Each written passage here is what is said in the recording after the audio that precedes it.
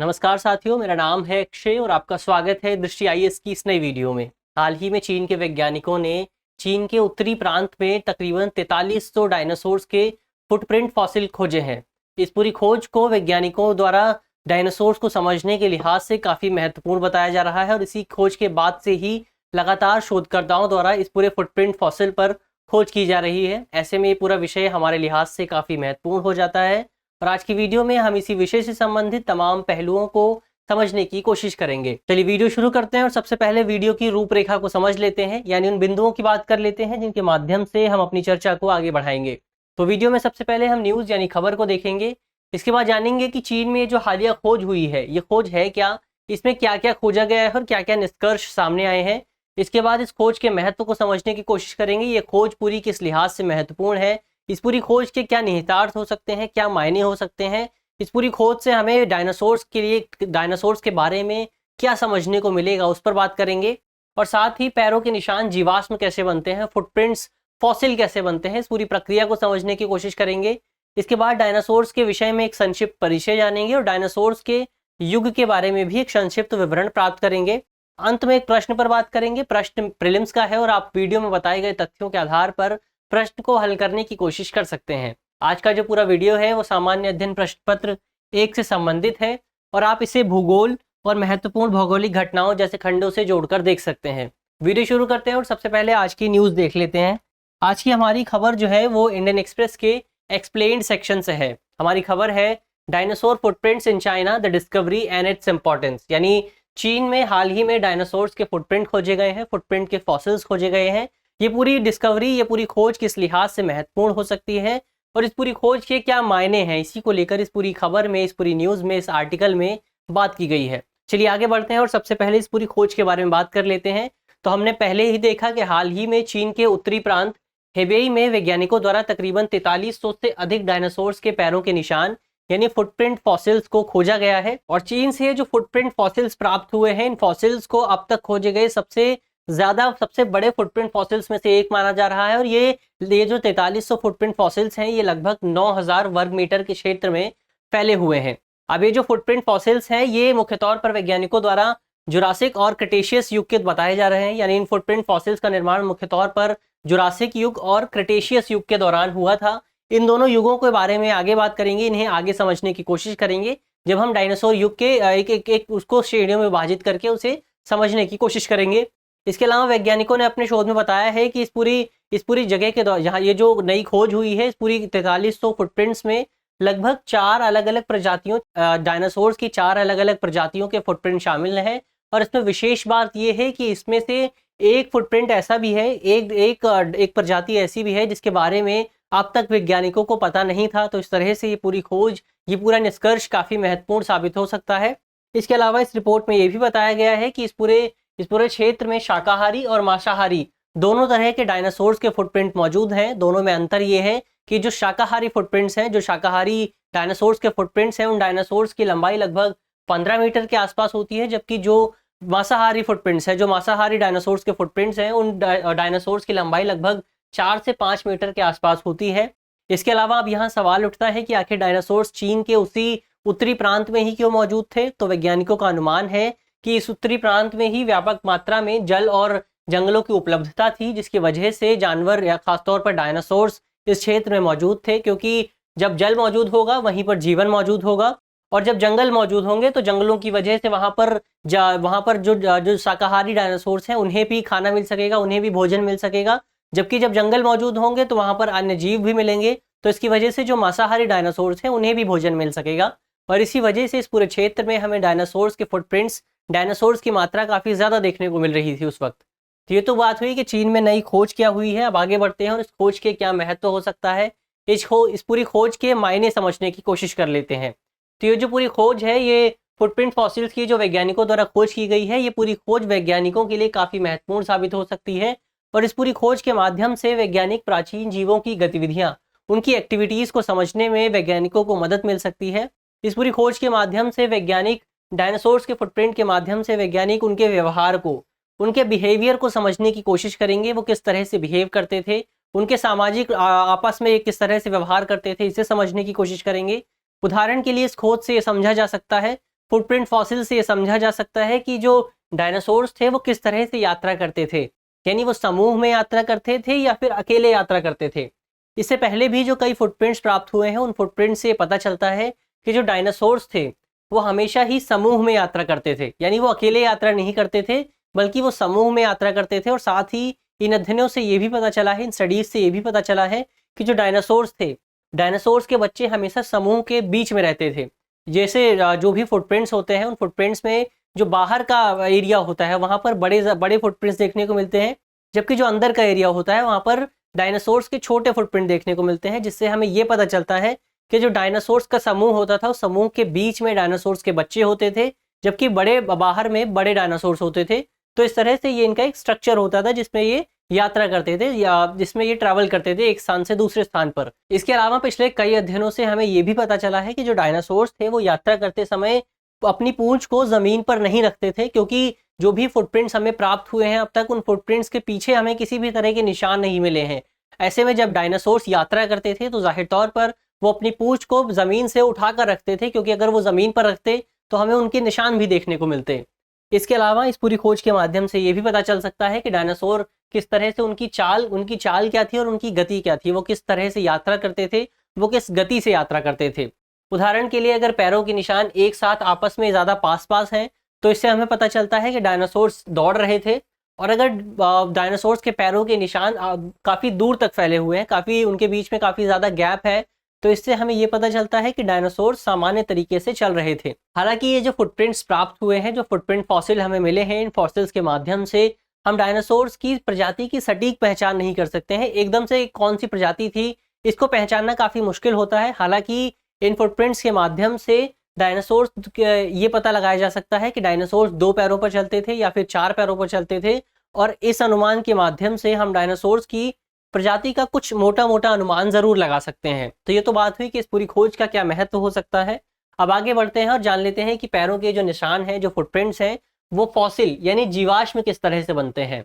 तो ये जो पैरों के निशान होते हैं, जो संरक्षित पैरों के निशान होते हैं, इन्हें वैज्ञानिक भाषा में इचनाइट्स कहा जाता है। ये जो इचनाइट्स होते हैं, यानी जो पैरों के संरक्षित निशान होते हैं, संरक्षित निशान लाखों वर्षों तक जीवाश्म के रूप में सुरक्षित और संरक्षित रहते हैं।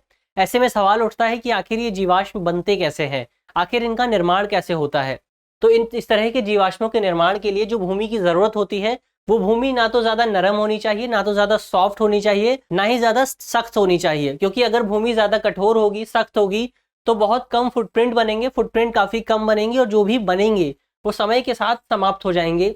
इसके अलावा अगर भूमि ज़्यादा नरम होगी, ज़्यादा सॉफ्ट होगी, तो इसकी वजह से जो फुटप्रिंट बनेंगे वो बनने के साथ ही विकृत हो जाएंगे, डिस्टॉर्ट हो जाएंगे। तो इस तरह के फुटप्रिंट बनने के लिए जिस भूमि की ज़रूरत होती है, वो भूमि बनने के लिए भूमि पर्याप्त नरम भी होनी चाहिए, सॉफ्ट होनी चाहिए, ताकि फॉसिल्स फुटप्रिंट बन सकें। और बनने के बाद वो भूमि इतनी सख्त भी होनी चाहिए कि उस तरह के जो फुटप्रिंट हैं उन्हें बनाए रखा जा सके, उन्हें सुरक्षित रखा जा सके। इसके बाद जब ये पर्याप्त परिस्थितियाँ मिल जाती हैं किसी भी फुटप्रिंट के निर्माण के लिए, तो एक फुटप्रिंट का निर्माण होता है, और समय के साथ वो निशान सूख जाता है सूरज की रोशनी की वजह से।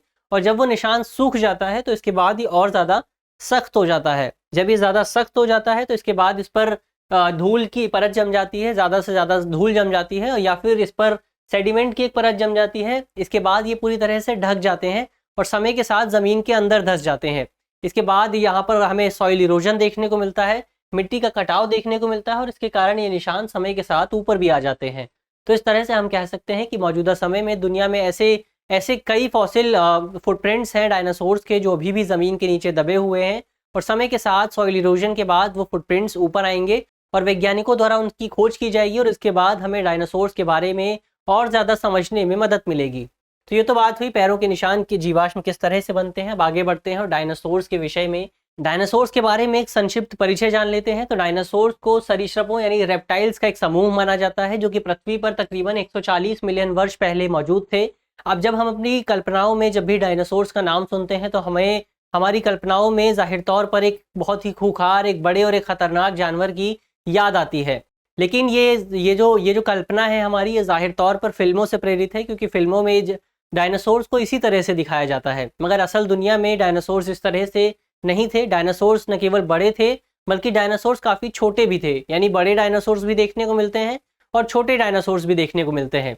अब आपको यहाँ पर जानकर हैरानी होगी कि जो मौजूदा पक्षी हैं, जो बर्ड्स हैं, वो भी डायनासोर्स की एक छोटी प्रजाति का विकसित रूप ही हैं। तो इस तरह से हमें डायनासोर्स अलग अलग रूपों में, अलग अलग आकारों में देखने को मिलते हैं।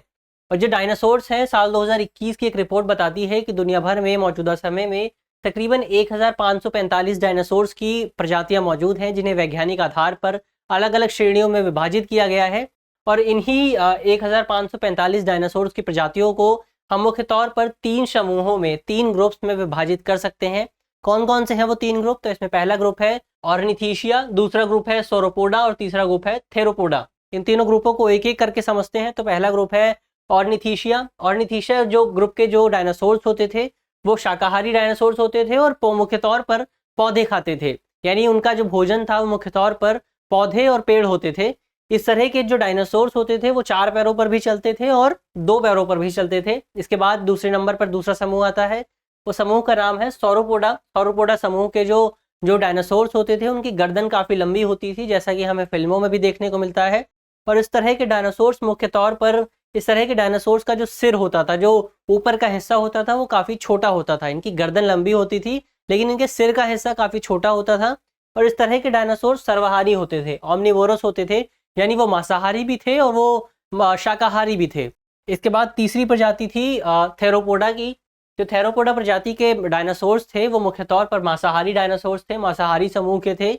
और इस तरह के डायनासोर्स जो मौजूदा समय में हमें बर्ड्स देखने को मिलती हैं, जो पक्षी देखने को मिलते हैं, ये पक्षी इन्हीं डायनासोर्स का, थेरोपोडा की एक छोटी प्रजाति का ही विकसित रूप है। यानी जाहिर तौर पर डायनासोर्स उस तरह से नहीं दिखते हैं जैसी हमारी कल्पनाओं में है। डायनासोर्स छोटे भी होते थे। तो ये तो हुई डायनासोर्स के विषय में हम क्या कह सकते हैं। इसके बाद डायनासोर युग का एक संक्षिप्त परिचय जान लेते हैं, यानी पृथ्वी पर डायनासोर्स किस युग में मौजूद थे उसे समझ लेते हैं।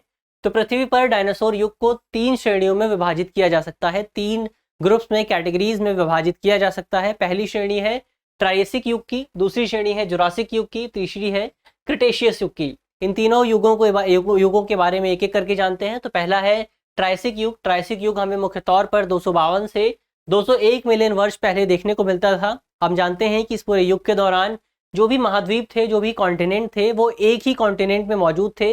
दुनिया के सभी जो कॉन्टिनेंट थे, सभी महाद्वीप थे, वो एक ही कॉन्टिनेंट का हिस्सा थे और इस कॉन्टिनेंट को, महाद्वीप को पेंजिया नाम से जाना जाता था। अब क्योंकि दुनिया के जो भी कॉन्टिनेंट थे, महाद्वीप थे, वो एक ही साथ जुड़े हुए थे, तो इसकी वजह से दुनिया के जानवरों उस समय और वहाँ के पौधों के बीच हमें ज़्यादा अंतर देखने को नहीं मिलता है। काफ़ी सूक्ष्म अंतर मौजूद था। इस पूरे काल के दौरान, इस पूरे युग के दौरान पृथ्वी की जलवायु अपेक्षाकृत काफ़ी गर्म थी और काफ़ी शुष्क थी, काफ़ी ड्राई थी। इसी की वजह से पृथ्वी में ये जो वातावरण हमें देखने को मिला, इसी वातावरण की वजह से पृथ्वी में डायनासोर्स का विकास हुआ। क्यों इस वजह से डायनासोर्स का विकास क्यों हुआ? क्योंकि हमने पहले ही देखा डायनासोर सरीसृप होते हैं, रेप्टाइल होते हैं, और रेप्टाइल्स और गर्म वातावरण को रेप्टाइल के विकास में काफ़ी महत्वपूर्ण माना जाता है। क्योंकि जो रेप्टाइल्स होते हैं उनकी त्वचा स्तनपायी जीवों की तुलना में, यानी मैमल्स की तुलना में, उनकी त्वचा में ज़्यादा छिद्रपूर्ण होती है, उसमें ज़्यादा छेद मौजूद होते हैं, जिसकी वजह से उनमें गर्मी के दौरान कम पानी होते हैं। उनमें पानी का जो लॉस होता है, वाटर लॉस जो होता है, वो काफ़ी कम होता है। इसी वजह से गर्मियों में उनका ज़्यादा विकास देखने को मिलता है। जबकि जो स्तनपायी होते हैं उनकी त्वचा ज़्यादा छिद्रपूर्ण होती है, जिसकी वजह से गर्मियों में उनमें वाटर लॉस ज़्यादा होता है। इसकी वजह से सर्दियाँ उनके लिए ज़्यादा महत्वपूर्ण मानी जाती हैं। तो इस तरह से इस पूरे युग के अंत में कुछ टेक्टोनिक गतिविधियाँ देखने को मिलती हैं, कुछ टेक्टोनिक एक्टिविटीज़ देखने को मिलती हैं। भूकंप की घटनाएं इस पूरे दौरान बढ़ जाती हैं, ज्वालामुखी की घटनाएं बढ़ जाती हैं, और इसकी वजह से जो पेंजिया महाद्वीप था, जो पेंजिया कॉन्टिनेंट था, वो 2 हिस्सों में विभाजित होना शुरू हो जाता है। हालांकि इस पूरे युग के दौरान पेंजिया 2 हिस्सों में विभाजित हुआ नहीं है, हालांकि विभाजित होना शुरू हो गया है। और इसी पूरे समय के दौरान, इसी युग के अंत में हमें एक सामूहिक विलोपन भी देखने को मिलता है, एक मास एक्सटिंक्शन भी देखने को मिलता है, जिसकी वजह से दुनिया में जो भी उस समय दुनिया में जो भी जीव मौजूद थे, उन सभी जीवों की वो सभी जीव लगभग समाप्त हो जाते हैं। हालांकि डायनासोर्स इस पूरे मास एक्सटिंक्शन से बच जाते हैं। अभी जो मास एक्सटिंक्शन था, सामूहिक विलोपन था, इसके कारणों को लेकर अभी भी वैज्ञानिकों के बीच चर्चा चलती है, बहस होती है, डिबेट होती है, और इसके कारणों को लेकर अभी भी व्यापक सहमति नहीं बन पाई है। अब जब दुनिया में लगभग सभी जीव समाप्त हो गए, केवल डायनासोर्स बचे, तो डायनासोर्स को अपने विकास का और ज़्यादा अवसर प्राप्त हुआ, उनकी संख्या और ज़्यादा बढ़ने लगी। इसके बाद आया दूसरा युग। दूसरे युग को जुरासिक युग के नाम से जाना जाता है। ये जो जुरासिक युग था, इसका कार्यकाल लगभग 201 से 145 मिलियन वर्ष पहले देखने को मिलता है। और हमने पहले ही देखा कि जो इससे पहले वाला युग था उस युग के दौरान पेंजिया 2 हिस्सों में विभाजित होना शुरू हो गया था। और इस पूरे युग के दौरान ये जो नया युग था जुरासिक युग, इस पूरे जुरासिक युग के दौरान पेंजिया 2 हिस्सों में विभाजित हो जाता है। पहले हिस्से को, जो कि उत्तरी हिस्सा था, उसे लॉरेशिया के नाम से जाना जाता है, जबकि जो दक्षिणी हिस्सा था, दूसरा हिस्सा, उस हिस्से को गोंडवाना लैंड के नाम से जाना जाता है। अब क्योंकि पेंथिया 2 हिस्सों में विभाजित हो गया तो इसकी वजह से इस पूरे क्षेत्र में जो भी जानवर विकसित हो रहे थे, पौधे विकसित हो रहे थे, उनमें विशेषताओं में कुछ अंतर देखने को जरूर मिलता है। हालांकि वो अंतर जुरासिक युग के शुरुआत में कम होता है और जुरासिक युग के अंत में ज्यादा होता है। इस पूरे युग के दौरान इसके अलावा तापमान और ज्यादा बढ़ने लगा। तापमान क्यों बढ़ने लगा? क्योंकि इस युग के दौरान ज्वालामुखी जो एक्टिविटीज थी वो और ज्यादा होने लगी, और ज्वालामुखी एक्टिविटीज के बढ़ने से जो पृथ्वी की सतह में जो भी कार्बन डाइऑक्साइड मौजूद थी वो ऊपर वातावरण में आने लगी, तापमान में आने लगी, जिसकी वजह से टेम्परेचर और ज्यादा बढ़ने लगा। इसके अलावा इस पूरे युग के दौरान बारिश की मात्रा में भी ज्यादा बढ़ोतरी देखने को मिलती है, और इन सभी परिवर्तनों के कारण इस पूरे युग के दौरान पेड़ पौधों और घास की मात्रा में और ज्यादा बढ़ोतरी होने लगती है। अब पेड़ पौधों घास की मात्रा में बढ़ोतरी हो रही है, वहीं दूसरी ओर जानवरों की संख्या में पहले से कमी आ गई है। जीवों की संख्या में, जो भी ऑर्गेनिजम्स थे उनकी संख्या में पहले से कमी आ गई है, क्योंकि इससे पहले हमें एक सामूहिक विलोपन देखने को मिला था, मास एक्सटिंक्शन देखने को मिला था, और अभी जानवर काफी कम संख्या में थे। उनकी संख्या में कुछ हद तक बढ़ोतरी हो ही रही थी, लेकिन उनकी संख्या इतनी ज्यादा नहीं थी। तो क्योंकि उनकी संख्या इतनी ज्यादा नहीं थी और घास और पेड़ पौधों की संख्या ज्यादा थी, तो इसके कारण एक शाकाहारी डायनासोर की प्रजाति का विकास होता है, जिसे सोरापोडा के नाम से जाना जाता है। और इस प्रजाति, क्योंकि हमने पहले ही देखा पेड़ पौधे ज्यादा थे, तो जाहिर तौर पर एक शाकाहारी प्रजाति का विकास हुआ। इसके बाद आया तीसरा युग। तीसरे युग को क्रेटेशियस युग के नाम से जाना जाता है, और ये तीसरा युग हमें लगभग 145 से 46 मिलियन वर्ष पहले देखने को मिला था। अब इस पूरे युग के दौरान हमने पहले देखा कि पेंजिया नाम से एक बड़ा महाद्वीप था, वो महाद्वीप 2 हिस्सों में विभाजित हुआ जुरासिक युग के दौरान। इसके बाद अब ये जो नया तीसरा युग आया है, क्रेटेशियस युग, इस पूरे युग के दौरान अब जो दो महाद्वीप बचे हुए थे, लॉरेशिया और गोंडवाना लैंड, वो और ज्यादा अलग अलग हिस्सों में विभाजित हो जाते हैं। और अलग अलग हिस्सों में विभाजित होने के कारण इन सभी महाद्वीपों पर जो भी जानवर विकसित होते हैं, जो भी डायनासोर्स विकसित होते हैं, जो भी पेड़ पौधों की प्रजातियां विकसित होती हैं, वो प्रजातियां स्वतंत्र तौर पर विकसित होती है और उनमें अलग अलग विशेषताएं देखने को मिलती हैं। तो इस तरह से ये पूरा युग हुआ कि डायनासोर्स किस तरह से किस युग में विकसित हुए, और इसी युग के अंत में, क्रेटेशियस युग के अंत में, डायनासोर्स का अंत हो जाता है एक मास एक्सटिंक्शन के बाद।